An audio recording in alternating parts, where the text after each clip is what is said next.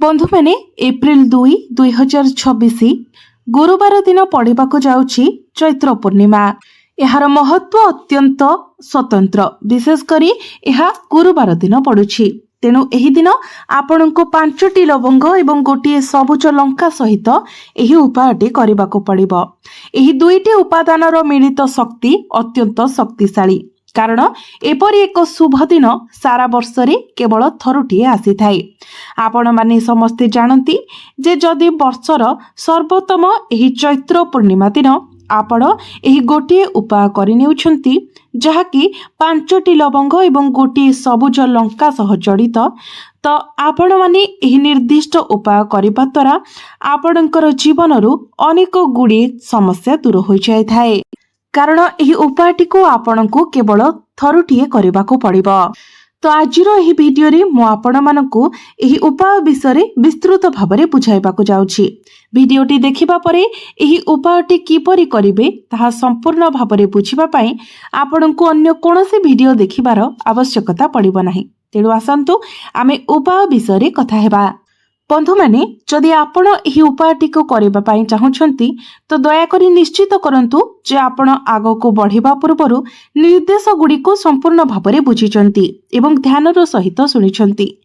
आपण एही उपायर लाभ पाइबा पई हेले आपण को ध्यानर सहित एगुडी को सुनिबा को पड़िबो एवं एही उपायटी को करबा द्वारा आपणकर परिवार रे वर्तमान जे दुख एवं समस्या लागि रहिछि ताहा समाधान होइजिबो।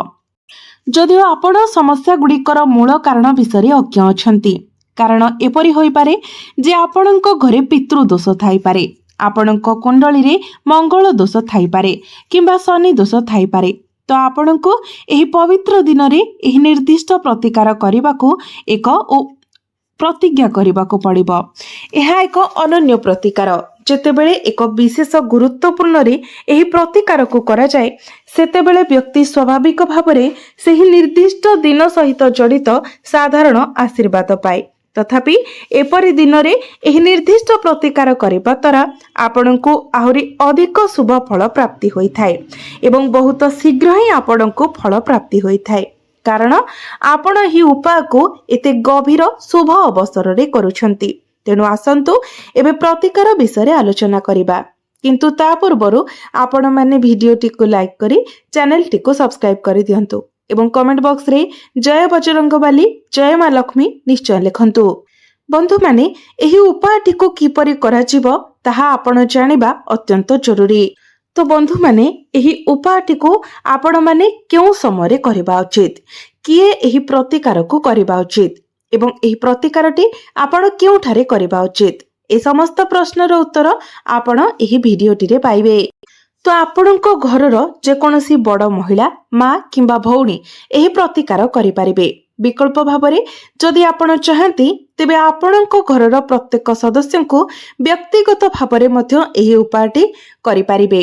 जदि कोनोसी निर्दिष्ट व्यक्तिंकर व्यक्तिगत इच्छा थाए किंबा से माने केवल निज पई समाधान करबाको चाहुचंती तेबे से माने निश्चित भाबरे निज तरफरु एही प्रतिकार करि पारिबे।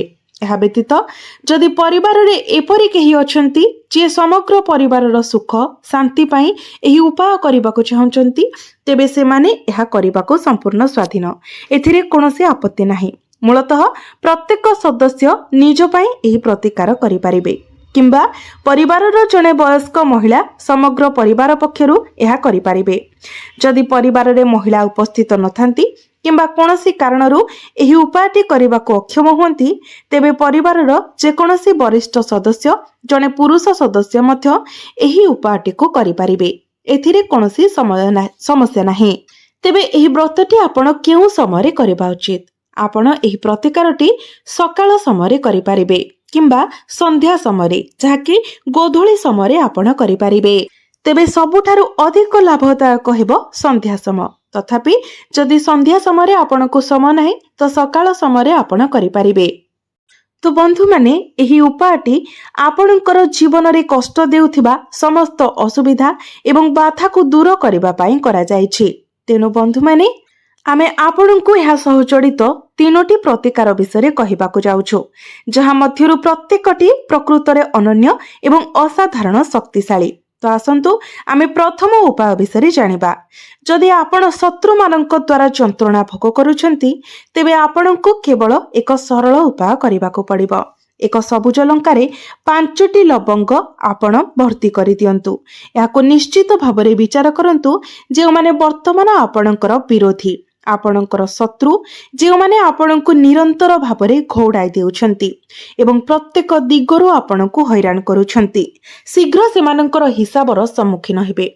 सेमानंकर शक्ति संपूर्ण निरपेक्ष होइजिबो। सेमाने शत्रुता करिबा भूली जिबे एवं सेमानंकर समस्त अहंकार दूर होइजिबो। तो सेतिपाई आपण एक सबुज लंकारे 5टी लवंग भर्ती करी एही सरल उपायटी पालन करंतु। शत्रुर स्वभाव विषय विचार करंतु। सेमाने प्रत्येक दृष्टिरु जणे व्यक्ति को नष्ट करिबाको चाहंती। जदि जणे शत्रु कहा उपरे दृष्टि रखे तेबे सेमाने सेही व्यक्ति को सेमानंकर धन संपत्ति छड़ाई नेबा, सेमानंकर व्यवसाय को नष्ट करिबा, सेमानंकर परिवार को दारिद्र्य रे डुबाई देबा एवं सेमानंकु ऋण रे बुड़ाई देबा पई समस्त प्रकारर प्रयास करिवे। शत्रुता पोषण करुथबा किछि व्यक्तिंकर मानसिकता एपरि। एबे मने रखंतु जे आपणंकर शत्रु किंबा प्रतिद्वंदी जे कोनोसी स्थान रे थाई पारंती। सेमानंकु चिन्हट करिबा प्रायतः अत्यंत कष्टकर, कारण सेमाने गुप्त भाबरे कार्य करंती। सेमाने आपणंक मुहरे निजको सहयोगी भाबरे उपस्थापित करि पारंती, तथापि सेमाने पछरु आक्रमण करंती। आपणंकर संपूर्ण विनाश को सुनिश्चित करिबा पई एवं आपणंक उपरे एपरि समस्या आनिबा पई गुप्त भाबरे कार्य करंती, जहा संपूर्ण ध्वंसर कारण हुए। जदि जनकर व्यवसाय मांदा हुए तेबे प्रायतः गुप्त शत्रु लुकायित प्रतिद्वंदी जे सबुठारु बड़ विपद सृष्टि करे। तेणु सेमानंक विरुद्ध रे सतर्क रहिबा संपूर्ण जरूरी। यह विचार करंतु जदि केही तुमको खोलाखोली आक्रमण करे, तुमको मजारे गाली दिए किंबा सीधा सड़क क्षति पहुंचाइबाकू चेष्टा करे, तेबे तुमे जानिछ जे एही व्यक्ति तुमर शत्रु। तुमे सेमानंकु चिन्हि पार एवं तुमे निजको रक्षा करि पारिबो। तथापि गुप्त शत्रु मानक ठारू निजको रक्षा करिबा एक अत्यंत कष्टकर कार्य। जदि तुमे देख जे तुमर जीवन बारंबार दुर्भाग्य रे जर्जरित किंबा तुमर घरे निरंतर कलह एवं विवाद लागि रहिछि, हुए तो तुमर व्यवसाय हठात भुसुड़ी पड़िछि, तुमे तुमर चाकरी हराइछ, तुमर उद्योग बहुत क्षति करुछि किंबा तुमर वाणिज्य बंद हो जाइछि, तेबे संभव जे कोनोसी शत्रु एही घटना गुडी को परिचालना करिबा पई कला जादू किंबा जादू विद्या व्यवहार करिछि। एपरि परिस्थिति रे भयभीत हेबार कोनोसी आवश्यकता नाही। तुमको केवल 5टी लवंग एवं गोटिए सबुज लंका सहित एक छोट उपाय करिबाकू पड़िबो। निश्चित रुह जे एही उपाय माध्यम रे तुमर शत्रु एवं प्रतिपक्ष माने तुमर जीवनरु संपूर्ण भाबरे दूर होई जिबे। सेमाने जेते चेष्टा कले मध्य सेमाने तुमर आउ कोनोसी क्षति करि पारिबे नाही एवं सेमाने संपूर्ण शक्तिहीन होई जिबे। जेपरि आमे पूर्वरु उल्लेख करिछु, लवंग कोनोसी साधारण जिनिस नुहे। एहा चमत्कार शक्ति रे परिपूर्ण एवं एथिरे प्रचुर दिव्य शक्ति रहिछि। आपण देखिथिबे जे जेतेबेले आमे मां लक्ष्मी को पूजा करू, आमे सर्वदा पूजारे लवंग को शामिल करि थाउ। प्रकृत रे लवंग व्यवहार बिना देवींकर पूजा असंपूर्ण बोली विवेचना करा जाए। आमे लवंग को भोगर अंश भावरे मध्य अर्पण करू। लवंग सहित प्रतिकार गुड़िक जनक जीवन रे चमत्कार काम करिबा पई जनाशुना। सेमानंकर प्रभाव क्षणिक। आपण जेकोनोसी समस्यार सम्मुखीन हेउछंती, विशेष करी शत्रु मानक द्वारा हैरान हेउछंती किंबा समस्या रे पडुछंती, तो ताहा तुरंत बंद होई जिवो एवं सेही शत्रु माने आपणकर जीवनरु संपूर्ण भावरे बाहरी जिवे। जदि आपण एही निर्दिष्ट प्रतिकारटी करूछंती, तो बंधु माने एही चैत्र पूर्णिमा दिन आपणक घरर पुरुष हुंतु किंबा महिला हुंतु एही प्रतिकारटी करिबा उचित। तो सेथिपाई तुमको संपूर्ण 5टी अक्षत लवंग, जेमिति लवंग संपूर्ण भावरे भल थाए, कोनोसी जगारु भांगी न थाए किंबा खंडिया न होई थाए, सेथि प्रति ध्यान देबे एवं गोटे संपूर्ण सुस्थ कंचा लंका, अक्षत कंचा लंका नेबाकू पड़िबो। जेमिति लंकारे डेंफ लागि रही थाए, सेथि प्रति ध्यान देबाकू पड़िबो एवं लंकाटी पूरा फ्रेश थिबा दरकार, कारण कोनोसी भंग्य किंबा खंडित जिनिस आपण एठारे व्यवहार करिबा द्वारा आपणको कोनोसी शुभ फल मिलिबो नाही। तो एहा परे आपणको गोटे कला रंगर मार्कर नेबाकू पड़िबो। तापरे तुमको घर भितर एक निर्दिष्ट कोठरी किंबा अंचल को जीवाकू पड़िबो। एपरि एक स्थान बाच जोठारे तुमको कौनसी बाधा बिना एही उपाय तुम्हें पालन करि परिबो। एही उपायटी करबा समय केही आपणको अटकाइबे नाही किंबा हस्तक्षेप करिबे नाही। आपणको एही उपाय संपूर्ण गोपनीयतार सहित करबाको पड़िबो। समस्त आवश्यक जिनिस पत्र सांगरे नै आपण एपरि एक स्थान को जातु निज घर भितर जोठारे आपणको केही प्रश्न करिबे नाही किंबा विरक्त करिबे नाही। एवं एही उपायटी करबा समय आपण निज रूम रो द्वार बंद करि दियंतु। एही उपायटी आपण चट्टाण उपरे बसी किंबा चेयर उपरे बसी मध्य करि परिबे। तथापि चट्टाण रे बसिबा सबुठारु शुभ विकल्प बोली विवेचना करा जाय। एबे आपणको पाखरे थिबा सबुज लंका नियंतु। प्रथम पदक्षेप हेउछि याको उठाइबा एवं आपण चयन करिथिबा कला कलम किंबा मार्कर व्यवहार करी सबुज लंकार पृष्ठारे सीधा सड़क लिखंतु। जदि आपणकर शत्रुंकर नाम आपण जानि नाहंती तो आपण केवल शत्रु लिखंतु एवं एकाधिक शत्रु थिले मध्य आपण ସେହି स्थान रे शत्रु लिखंतु। कारण आपण जानि नाहंती जे आपणकर केते जन शत्रु अछंती एवं गोटे लंका उपरे समस्त शत्रु मानकर नाम लेखिबा मध्य संभव नुहे। तेणु शत्रुंकर नाम बदल रे आपण केवल शत्रु लिखि दियंतु। एहा आपणकर बाह्य शत्रु एवं आपणकर गुप्त शत्रु समस्तंक उपरे यार प्रभाव पकाई परिबो।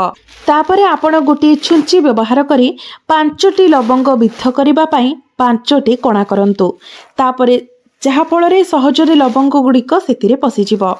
तो जदि आपण सीधा सड़क सबुज लंका भितरे लवंग को भर्ती करने को चेष्टा करती तेबे लवंग भागी जाई पारे एवं एही प्रतिकार भंगा लवंग व्यवहार करबा उचित नुहे। तो सेथिपाई छुंची व्यवहार करी प्रथमे आपण 5टी कणा करि दियंतु। तापरे सेथिरे आपण 5टी लवंग को पुराई दियंतु। तापरे आपणको आपणकर शत्रुर नाम उच्चारण करबाको पड़िबो।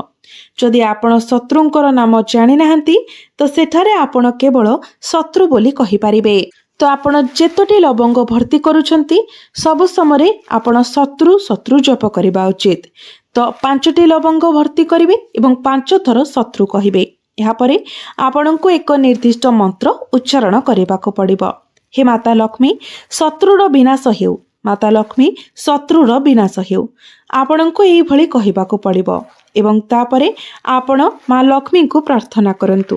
हे ब्रह्मांडर माता जगदम्बा मोर शत्रु गुप्त हुंतु कि प्रकट दयाकरी सेमानंको मो जीवनरु बाहर करि दियंतु, सेमानंको मोर अस्तित्वरु बाहर करि दियंतु।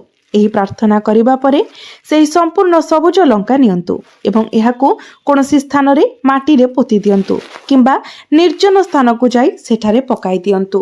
किंतु मने रखंतु एहाको घर ठारू यथेष्ट दूर रे पकाइबा उचित। एहाको पाखा पाखी फिंगंतु नाही। जदि माटी उपलब्ध अछि तेबे माटी भितरे पोती दियंतु। एही प्रतिकार आपणको केवल थरुटिए करिबाको पड़िबो। एही गोटे कार्य द्वारा आपणकर शत्रु माने आपणकर जीवनरु संपूर्ण भाबरे दूरेई जिवे एवं सेमानंकर समस्त शक्ति मध्य निष्कासित होइजिवो एवं सेमाने आपणकर कोनोसी क्षति करबाको मध्य समर्थ हेबे नाही। आपणकर 1000 शत्रु थांतु लक्षे किंबा जे कोनोसी संख्यारे सेमाने गुप्त हुंतु किंबा प्रकाश आपण सेमानंको विरुद्ध रे एही प्रतिकार करि पारिबे एवं जे कोनोसी समय एही प्रतिकार करि पारिबे। तेबे बंधु माने जदि मोर एही भिडियोटी आपण मानंको भलो लागि थाए तेबे भिडियोटी को लाइक करी चैनल टी को सब्सक्राइब करि देबे एवं कमेंट बॉक्स रे भक्ति एवं श्रद्धार सहित जय माँ लक्ष्मी निश्चय लिखिबे।